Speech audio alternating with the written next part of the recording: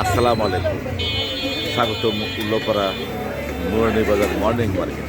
বন্ধুরা, আজ শুক্রবার 13 ফেব্রুয়ারি 2026। আজকের এই ভোরের বাজারে কীরকম ক্রেতা বিক্রেতা কী ধরনের শাকসবজি মাছ মাংস বিক্রি করছে আমি দেখব এবং আপনাদের দেখাবো। থাকুন শেষ পর্যন্ত আমার সাথে। গতকাল ছিল ত্রয়োদশ জাতীয় সংসদ নির্বাচন। ক্রেতা শূন্য বললেই চলে এই বাজার ছিল। আজকে কিন্তু প্রচুর ক্রেতা বিক্রেতার আগমন দেখতে পাচ্ছেন। এটা পূর্ব সাইড, এটা হলো উত্তর সাইড এবং এটা পশ্চিম সাইড। প্রচুর ক্রেতা বিক্রেতার আগমন। এখন দেখাবো আস্তে আস্তে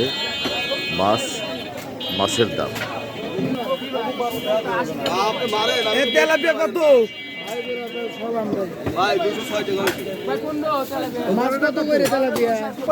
এটা কি দেশি জিয়াল?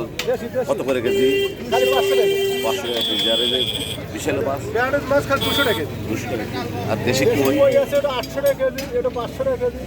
800 আর এটা 500।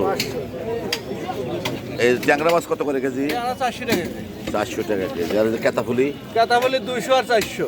200 আর 400। নদই 300 টাকা। আর এই যে পুটি 150 টাকা। ইলিশ মাছ কত করে কেজি? দাম 400 টাকা। 400 টাকা কেজি।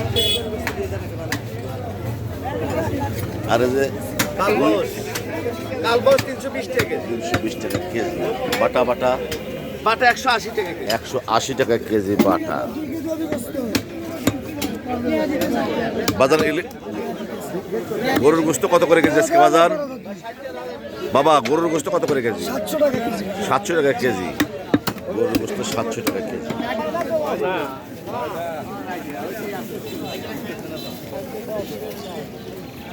বন্ধুরা দেখতে পাচ্ছেন কাঁচা তরকারি। কাঁচামরিচ কত করে কেজি বাবা?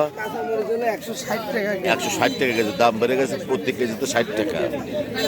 আর এই যে কাটা বেগুন 30 টাকা কেজি। এইটা 40 টাকা। বাবা তারেক, এই ধনিয়া পাতা কত করে? 10 টাকা আটি।